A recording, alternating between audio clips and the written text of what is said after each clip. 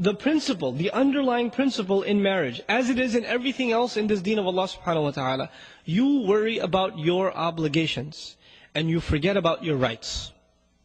I know that sounds very harsh, but if you can do that, experiment it for 6 months. Forget about your rights, worry about your obligations. What can I do for my wife?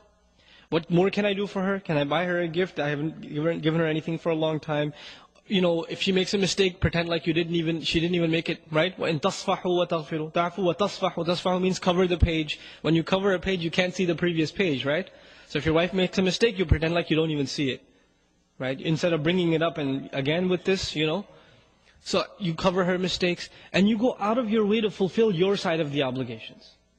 You go out of your way to show sabr and compassion and overlooking, and even the hurtful comments, you don't respond to them except with a smile, etc., etc.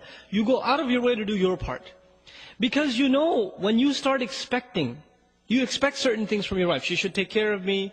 I have physical needs. I have psychological needs. She should give me company. She should be nicer to me. She should smile when I come home from work instead of frowning at me all the time and reminding me what groceries I didn't do or what laundry I forgot to finish, right? She should be nicer to me. There's always these expectations in your head. And the believer, who does he expect from? The believer expects from his Lord, right?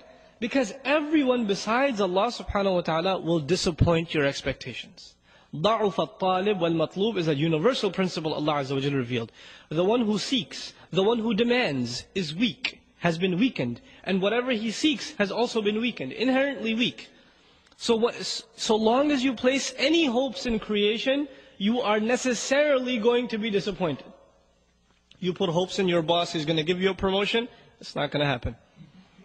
You put hopes in a friend, he's going to come through, he gave you an appointment time, he's going to pick you up, he's going to be late.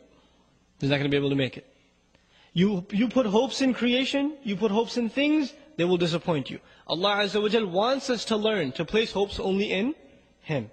And then when this attitude is developed, then what happens is, if your wife gives you a little, you're very grateful because you weren't expecting anything. A lot of times what happens is, we read a couple of Islamic books, maybe a couple of hadith about the rights of a husband and the rights of a wife, and the crazy thing that happens is, husbands are reading about what husbands deserve, and wives are reading about what wives deserve. As opposed to the opposite. Husbands are supposed to be reading about what? What the wives deserve. But everybody's obsessed with themselves. They're selfish. Even when they come to Islam, they learn and they study that which serves them. So for example, parents, they may not know any Qur'an, but they know وَبِالْوَالِدَيْنِ إِحْسَانًا. They know that one. They don't even know where it is in the Qur'an, but they know this by heart. Right? Why do they know this by heart? Because it serves them. Right? The men, they may not know much about Qur'an, but as soon as the wife says a word, الرِّجَالْ قَوَّمُونَ عَلَى النِّسَاءِ, because it's self-serving. Now you're not a servant of Allah subhanahu wa ta'ala, you're using Allah's deen to serve yourself, right? So one has to understand, our deen first and foremost is a responsibility to fulfill our obligations. So we study and we learn how do we excel with our wives? How does the wife excel with the husband? I gave a khutbah some time ago about the rights of the wife and the husband. And I made 2 handouts. One was advice for wives, one was advice for husbands. And I said it over and over in the khutbah. Don't read the rights of the husband. Please, husbands, don't read those. Just read the rights of the wife. I made a handout for you, don't read the wife's handout. Read your handout. 20 brothers come up to me after the khutbah. Brother, that handout for the wives, can you give me a copy? It's like, no, I can't give you a copy. Because you're going to go home and say, see this? Point number 4 right here? You've been missing out on this for 6 months.